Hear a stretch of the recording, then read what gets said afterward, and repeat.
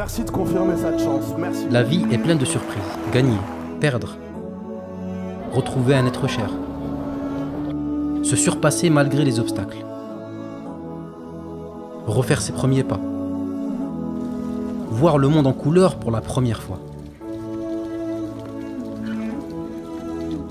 I love you. Entendre la voix de celle que l'on aime.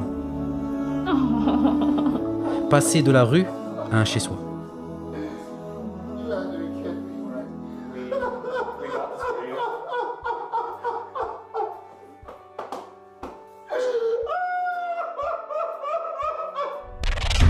Et du jour au lendemain, tout peut basculer.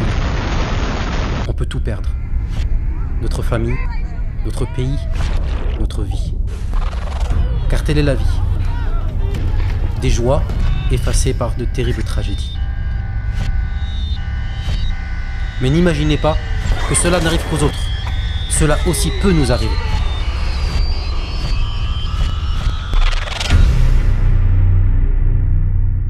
Et c'est pour répondre à ces besoins que l'on a fondé Ouma Charity.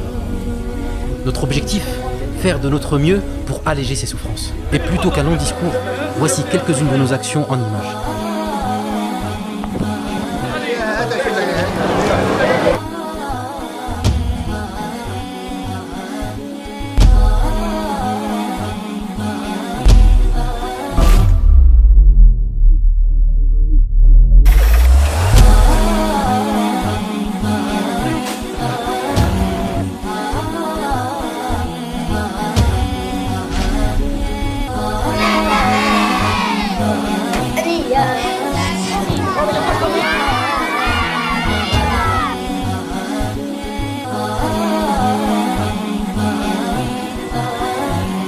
Mais nous ne sommes pas satisfaits. Nous voulons aller encore plus loin. Travailler pour une cause méconnue, abandonnée. Et pour un projet qui changera radicalement et pour des années la vie des gens.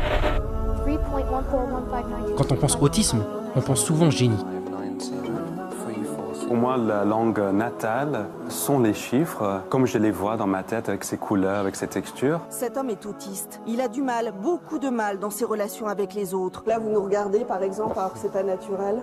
J'essaye de le faire. Bon, le terme génie me gêne toujours, c'est un terme commercial qui ne recoupe aucune réalité. Les personnes autistes sont différentes entre elles, mais elles ont tout un potentiel d'apprentissage. Notre regard sur l'autisme s'est forgé à travers les films, à travers la télé, mais la réalité est tout autre. En France, là, il y a 2 mois, je crois, une mère, elle a pris ses 2 enfants, elle a sauté. Un enfant autiste qui soit marocain, qui soit algérien, qui soit juif, qui soit black, qui soit n'importe quelle religion, n'importe quelle origine, la première chose qu'on voit justement dans sa personne, c'est l'autisme. Et c'est là où l'autisme, il n'a pas de frontières. Parce que ça peut toucher tout le monde en fait. Tout autour de moi, il y avait certainement des gens autistes, mais que je m'en étais jamais rendu compte. J'ai un cousin qui est autiste, et je savais pas qu'il était autiste. On nous a toujours dit qu'il était fou. Et c'est en allant à ces colloques que je me suis rendu compte que mon cousin était autiste. Culturellement, dans nos pays arabes, là je parle principalement de nos pays arabes, on a honte de nos handicapés. Dès qu'on en a, ils sont mejnoun. Quand ils sont pas mejnoun, on les cache. Quand on parle d'autistes, on ne veut pas en entendre parler. Et ça, c'est des choses sur lesquelles on va être interrogé. C'est du droit commun, c'est une responsabilité commune. Ici, il y a des enfants autistes qui ne sont pas diagnostiqués et qui sont très très mal pris en charge et pas pris en charge du tout. Si la France a 40 ans de retard sur le sujet de l'autisme, alors imaginez-vous la situation en Afrique. C'est pour cette raison que nous avons décidé d'y aller, pour voir de nos propres yeux, aller à la rencontre de ces familles, pour écouter leur histoire, comprendre leurs problématiques et tenter de trouver des solutions. Et regarder ce que l'on a vu. Tout l'espace que l'on voit là, bah c'est ça leur maison, donc on est sur le toit. Ayoub en plus, notre problématique c'est qu'il est autiste et aveugle. Ils ont emmené dans des structures entre guillemets, parce qu'il n'y a pas vraiment de structure ici au Maroc, hein, liées à l'autisme, mais pareil ils étaient bloqués parce qu'il y avait ce handicap du fait qu'ils soient aveugles. Pour la maman, ça va être très très dur en fait. Ça veut dire qu'en gros, personne ne veut de mon fils. Le fait qu'on vous dise non, je crois que c'est le plus dur et de vraiment se sentir seul. Toute la journée, ils ne bougent pas d'ici, c'est une prison à ciel ouvert.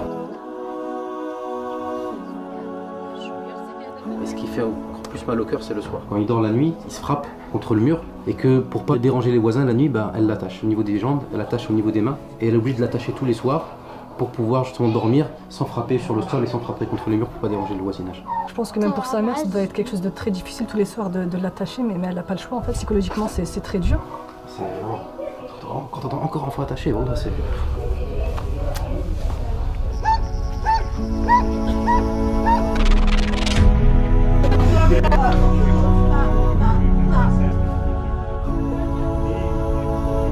Les attaches depuis leur naissance, c'est pour les protéger. C'est pas une sanction, c'est le protège de lui-même en fait. Si les mains sont bloquées comme ça, c'est parce que ses mains sont attachées pour éviter justement de se frapper encore.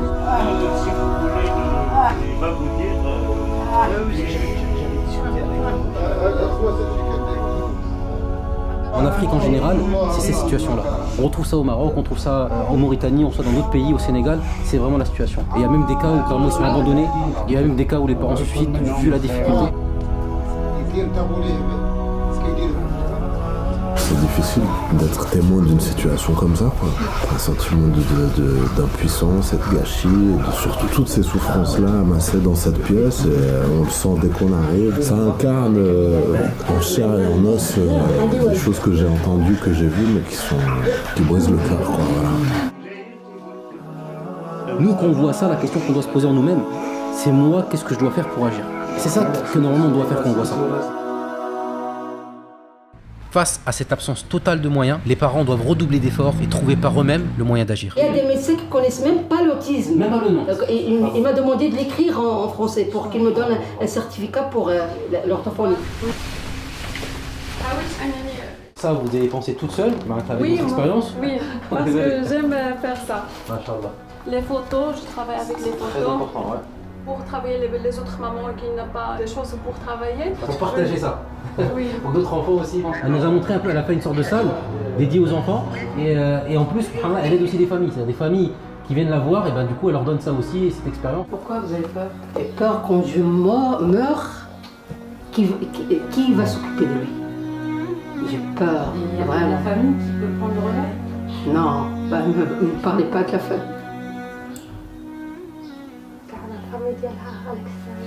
Yom al-Qiyamah, cette dame, elle va venir nous voir.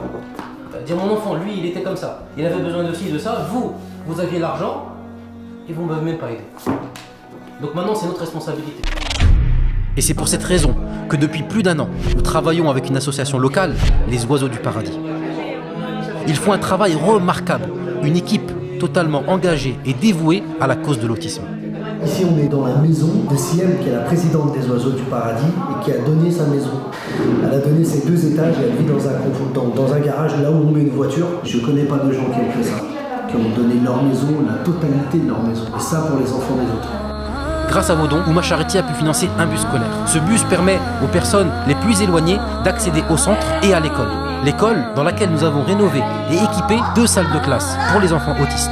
Et nous organisons plusieurs fois par an des formations pour les parents et le personnel encadrant que nous accompagnons. Mais le jour où on a payé le camion, ça y est, ça veut dire que les enfants sortent du cadre et ils font des sorties. Et pour ces enfants-là, c'est énorme. On se rend compte qu'il y a une évolution parce qu'il y a une meilleure compréhension de la prise en charge de l'autisme. On sent que les choses se précisent. Yousra a été diagnostiquée en tant qu'autiste sévère. Elle ne parlait pas, elle ne sortait pas de chez elle, se frappait la tête contre les murs. Et regardez maintenant le résultat au bout de quelques mois d'accompagnement.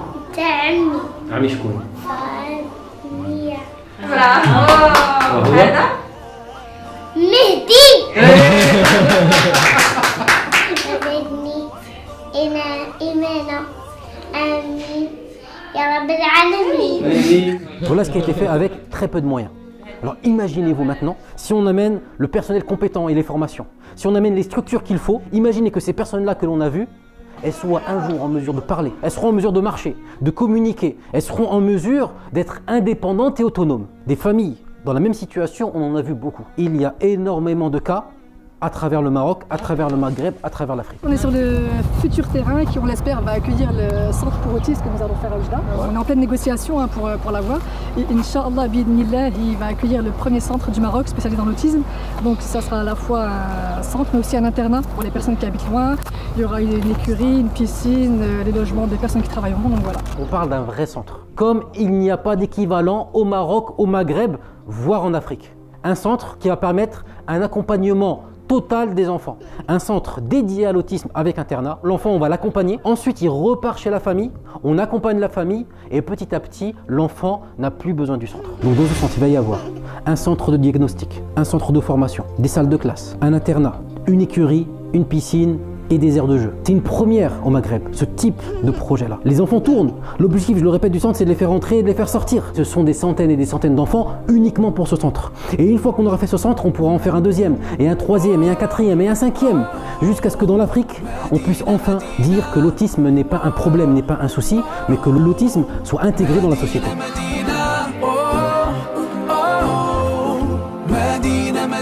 L'urgence fait que plus on va les laisser sans prise en charge, plus les symptômes ils vont s'amplifier et se développer. Dans ce monde, on ne laisse que ce qu'on a fait pour l'autre. Tout le reste, vous n'emporterez pas.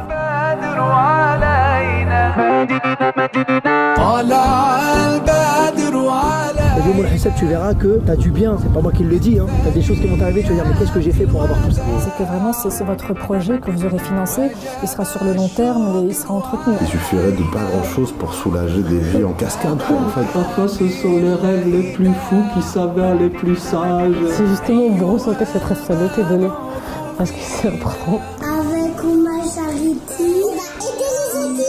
Tu partages, tu cliques et tu fais un don. C'est le mois de Ramadan. On va faire de ce mois de Ramadan, pas le Ramadan de manger, boire, non, non, non. Le Ramadan de l'autisme. On va se bouger, on va se motiver, on va donner, on va en parler, on va diffuser l'information. Le but aussi est de sensibiliser sur l'autisme. Donc il faudra en parler autour de vous. Vos familles, réunissez-les, parlez-leur de tout ça.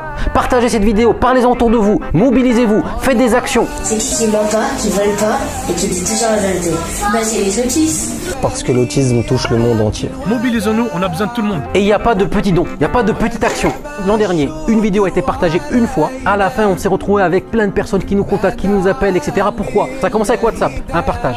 L'autre a partagé à l'autre. Après par SMS, par Messenger, par Snapchat, par Insta, jusqu'à ce que le message se soit propagé.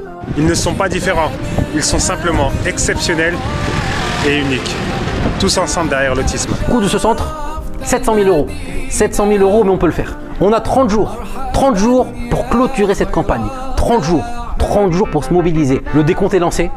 C'est un défi, il n'est pas réalisable. Il est facilement réalisable si chacun de nous se mobilise. Et 6 mois, et toi, et lui, et un tel, et tout le monde, on se met ensemble. Sur ce projet-là, on va le faire, on va le clôturer durant ce mois.